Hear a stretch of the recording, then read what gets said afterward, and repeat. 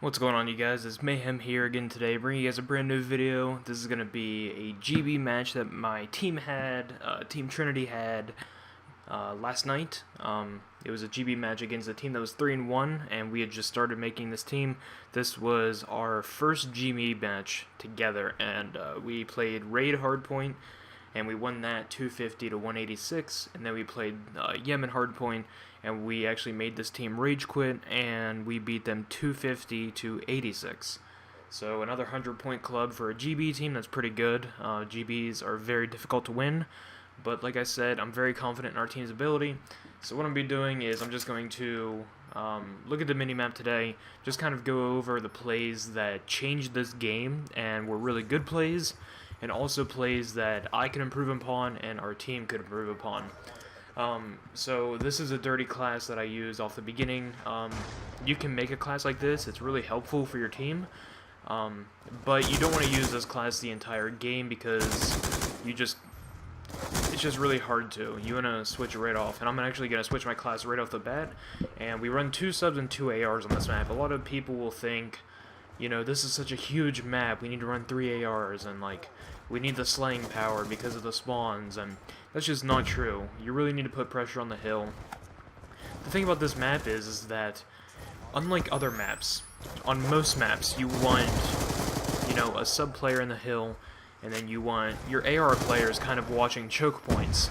On this map, it's almost the exact opposite. You want your AR players in the hill, while your sub players are watching choke points.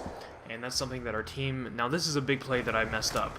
Like, I am controlling the top right now. I'm holding the top spawns. And what I should have done is just stayed in purple instead of rotating down here and getting shot in the back, because that made us lose spawns. That was a really bad play by me. I should have waited for my team, played more patiently, just stayed up top so that they couldn't get the spawns.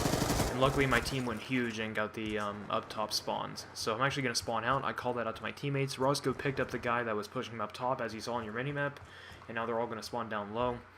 I called out that I was watching their arches right then. Guy climbs in, and then I kill this guy in the back. And then I think I pre-aimed the arches. Yeah. But this was a really good game. Like I said, we go 250 points to 86. It's pretty incredible. We get some pretty big streaks. Austin goes huge. Rupp gets streaks right away in this game. And I think I get streaks on the hill coming up. I pick up the scrap time, and then I end up getting streaks. But there you can see, Rupp called out 3 players mid. Zyloff gets a huge kill on the right-hand street, and this is where we almost get broken. We almost lose this hard point, but I end up killing this guy in the back, and then a kid team killed, which was huge. So now we're in a 4v2 situation, and we know where they both are. Rupp gets a big kill in the back, and then he called out the last guy in the middle. And I think I end up shooting Zyloff in the back here, but it's whatever. So this is when I get my streaks. Like I said, for this map, I haven't really talked a whole lot about this map because a lot of teams don't really play this map a whole lot. But like I said, on like this hill, you want your AR player kind of in the hill, you know, with like a flat jacket type class and tac mask, and then you want your sub players pushing out and pushing the spawns. Typically, we would have an AR player, whether it be Rupp or Roscoe, in this hill, and then our other AR player, whichever one's not in the hill, is going to be on the right-hand street watching the curb. You see on your minimap, like right underneath of this hard point, right where it is, like this curb where I am right now, we'll have an AR player here. And then the 2 sub-players are mainly focused on the middle building, and that's where we usually hang out. But like I said, it's kind of like the exact opposite of every other map. You kind of want your AR players in the hill while your sub players kind of push the spawns. And, you know, that's how it usually is on this map, except for this hill, you want your sub players obviously in the church hill. This church hill is very notable for being able to get an easy 60 seconds off of.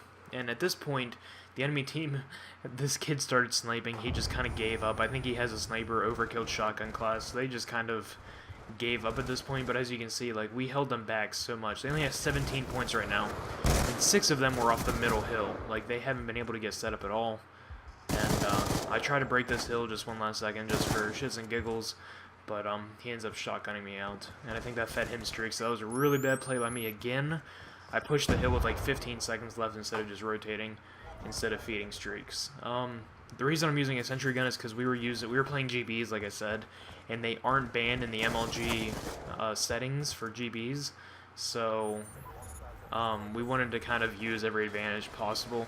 And they were using sentry guns too. I don't think they ever got one, but we were just kind of using whatever we needed to use. There I got melted. I don't know how that kid melted so fast. Here was a wasted streak by me. This was another bad play that I need to improve on.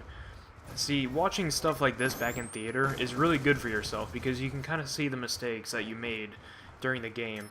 And I will say, like, we have gotten a lot better. I have gotten a lot better over the past couple months, like, but I still see stuff that I should be improving on and that, you know, could even help my team even more if I just, you know, improve on that. Roscoe got a dirty 3-piece, and then Zyloth finished off the 4th player. But here, 1 second again, I decided to chase this kid, and I didn't know where he went, and I just checked in purple, and right here he is. But yeah, so our hardpoint game is looking very exceptionally well. I think we are going to be pretty dominant in hardpoint. We look very dominant so far. We definitely need to work on a search. Back before, whenever we first started playing, you know, competitive, I really thought that our search game was going to be like top-notch. And it was for a while, but then we kind of lost focus on it. We haven't been practicing as much recently. Every time we scrim hardpoint, and like that's good. Like we are getting so good at hardpoint. And like hardpoint's the one game type where you can kind of take over individually. Rupp could take over a game, Roscoe could take over a game, Zyloth could take over a game, or even I could take over a game, and we can just kind of like let it feed us. And this was really bad timing right here. I remember that. Fucking timing. But I get a good spawn, so it's no big deal. A lot of times in Call of Duty, people don't realize that sometimes dying is a really good thing. Like, I don't know if you guys remember earlier, I should have said something, but like on that top market hill, whenever that kid killed me, he actually gave me a better spawn to fight the hill. So like, I wouldn't say, if I would have got that piece right there, that would have been a montage clip. I miss my shots on that guy. But anyway, like sometimes dying on purpose is a really good thing because you can get a better spawn. As long as you're not feeding streaks and you know it's a benefit for you, sometimes it's good to die on purpose. But what was I saying before? Like I said, our hardpoint game is looking very good. We need to scrim some capture the flag. Capture the flag is the one game type where you really need to communicate wholeheartedly. You know, it's right up there with hardpoint, you need to communicate, but capture the flag is just absolutely a necessity as a flag runner.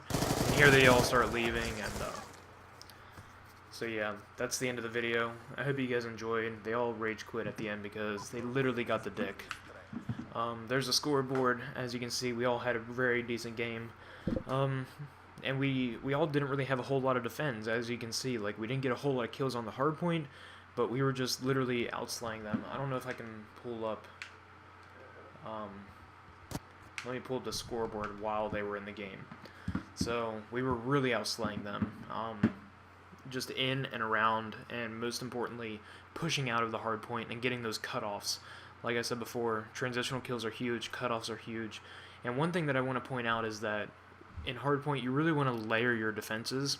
You don't want to just stack everybody in the hardpoint or you'll lose spawns. You want to be able to stack it. What I mean by that is, like, you want to make the enemy players have to kill you more than one time before they can get into the hill. Like on Yemen, if I'm in the middle building and they're coming up the middle stairway, they have to kill me, and then they have to kill the person in the hill, and then they have to kill me off spawn again. They have to kill me they have to kill us 3 times before they can even get in the hill and get points. If you're just stacking in the hill, then they only have to kill you once. So that's a little tip there. I'm going to let this video go ahead and go out before it reaches 10 minutes, and hope you guys enjoyed, and I will talk to you all later. Peace.